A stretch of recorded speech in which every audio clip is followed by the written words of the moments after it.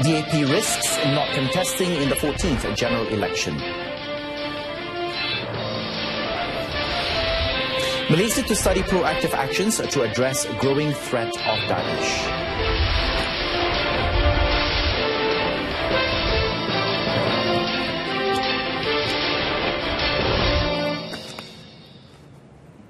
A very good evening and welcome. You're watching the evening edition of News on 2. I'm Adrian Seat.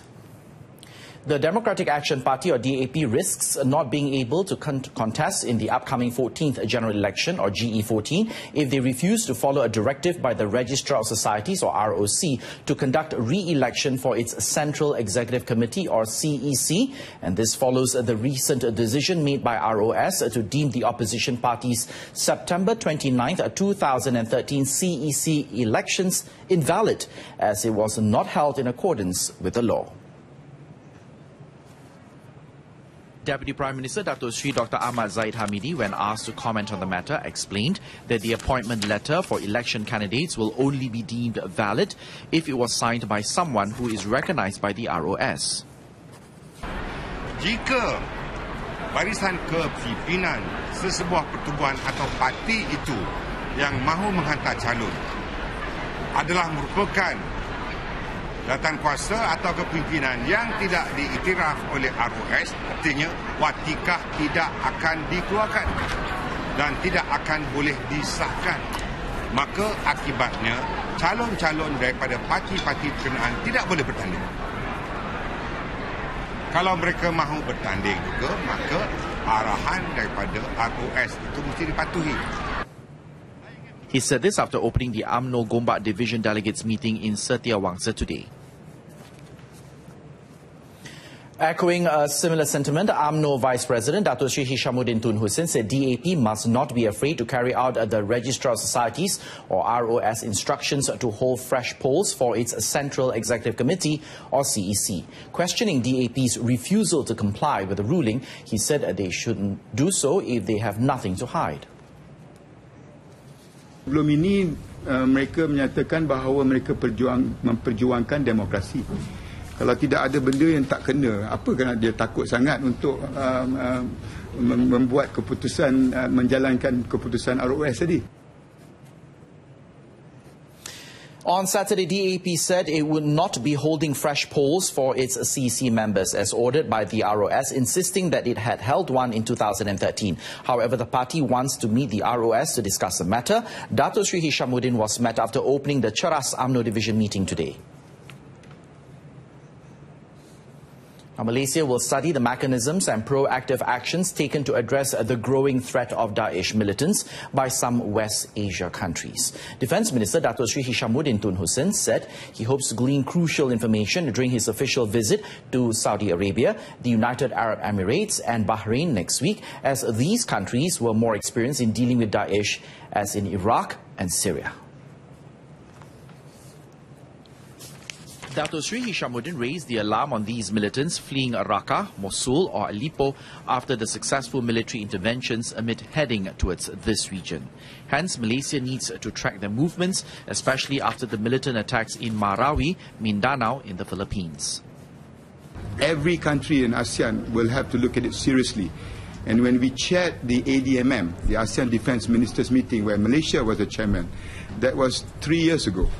We made all 10 ASEAN countries make a stand against IS. So there's not a problem of getting the ASEAN countries together, but what we foresaw 3 years ago has now become a reality in Mindanao.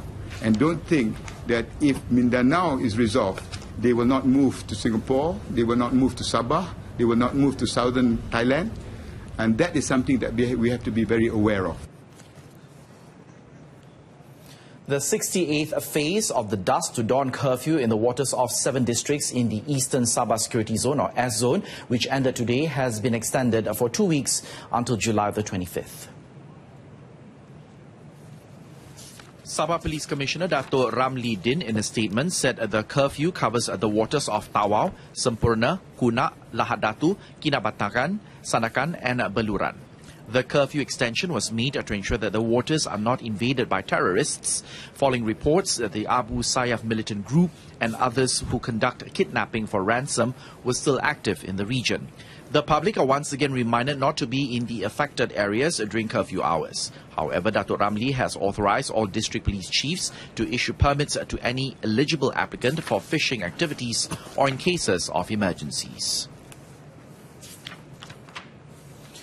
The Malaysia Crime Prevention Foundation, MCPF, wants authorities to provide comprehensive data and statistics on crimes against the senior citizens throughout the country. Now, the move is aimed to identify hotspots and the latest methods used by perpetrators to target the victims, especially those living alone. MCPF Senior Vice Chairman Tan Sri Lee Lam Tai said the initiative was also a proactive step towards resolving and reducing such criminal cases, which have recently shown an increase. He said the criminals are targeting senior citizens because they are physically and mentally weak.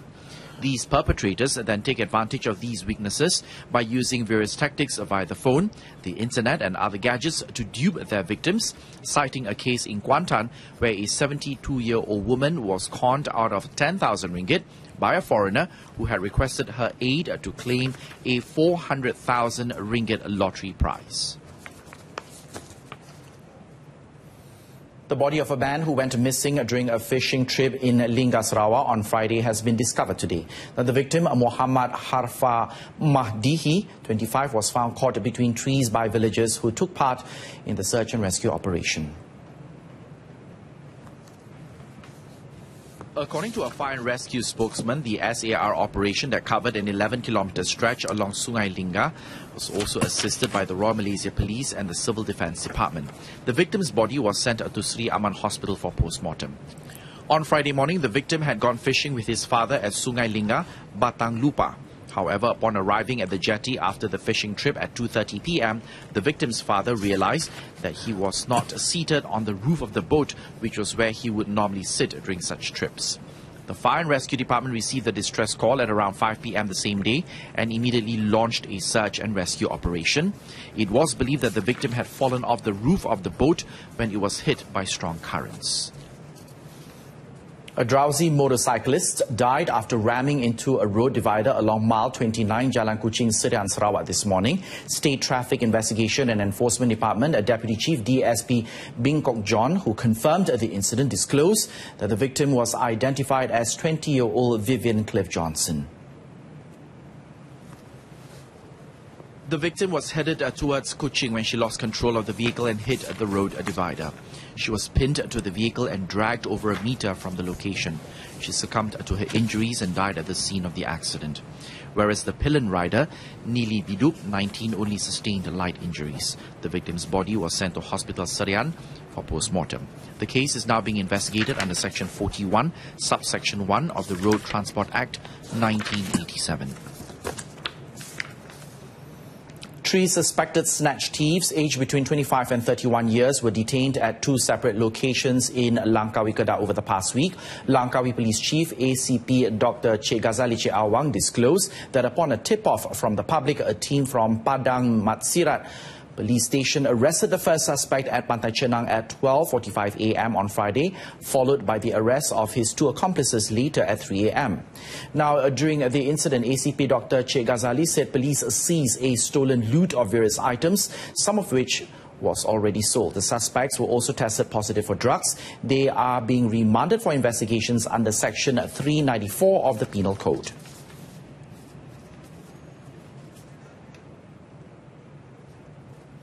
A dentist from the Malacca Health Department who was feared missing when climbing Mount Yong Bela, Lojing Gua Musang in Kelantan yesterday evening was found safe and sound today.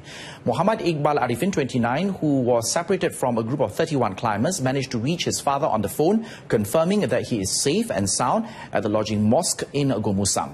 According to a work colleague, the group had realized that Muhammad Iqbal had gone missing at 4:30 p.m. yesterday. The victim was amongst a group of climbers from Johor, Malacca, Pulau Pinang and Selangor for a one-day expedition ascending the 2,181-meter high mountain. Kelantan Police Chief Dato' Hasanuddin Hassan confirmed the incident. It was revealed that Muhammad Iqbal had safely descended with assistance of 2 farm workers and had called his father Arifin Mat Saleh 57 of his ordeal.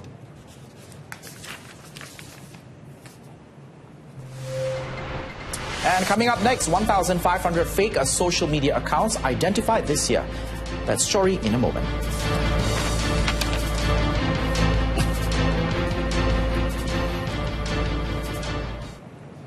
The Malaysian Communications and Multimedia Commission is taking action against almost 1,500 fake accounts that have been identified on various social media platforms between January and June of this year.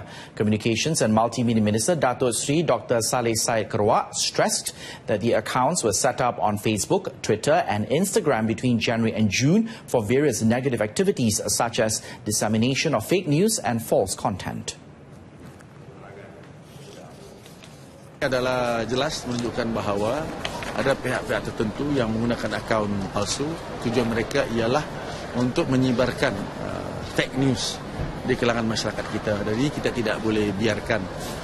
Dan saya juga ingin tegaskan bahawa berdasarkan undang-undang yang ada pada kita, di mana adalah satu kesalahan untuk memuat kandungan palsu. Dan kita harus lakukan agar perkara dapat kita perangi bersama. Speaking after opening the UMNO Bera Division meeting in Pahang today, Dato' Sri Dr. Saleh added that immediate action will be taken to remove the accounts and further investigations are being carried out for enforcement purposes such as prosecution. Now, Malaysia will allocate 40 acres of land in Putrajaya for the building of the King Salman Centre for International Peace, or KSCIP. Prime Minister Dato' Sri Najib Tun Razak said the matter was decided after discussion with the Saudi King Salman Abdul Aziz Al Saud, Principal Advisor and Crown Prince Muhammad Salman yesterday. Beliau telah mengesahkan bahawa King Salman Center for International Peace akan tetap didirikan di negara Malaysia kita ini. Saya menetapkan supaya sebidang tanah seluas lebih kurang 40 ekar akan ditawarkan di Putrajaya sebagai tempat pusat ini didirikan nanti. Speaking in Pekan, Pahang today, Dato' Sri Najib added that Malaysia will provide the suitable land for the setting up of the KSCIP to symbolize the importance of this institution.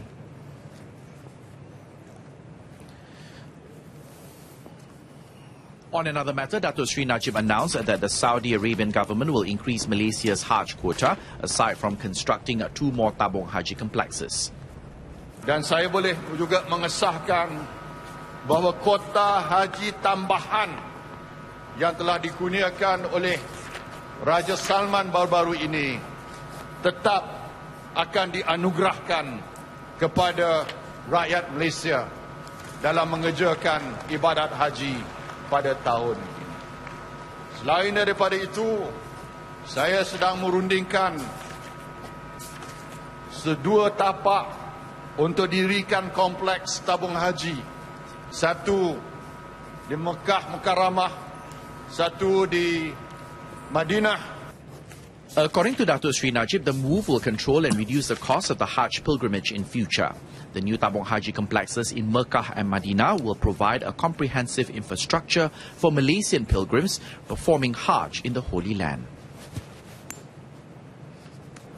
We begin with local sports. The national diving team is facing a daunting task at the Kuala Lumpur SEA Games next month, as they are expected to deliver a clean sweep of 8 gold medals at the event.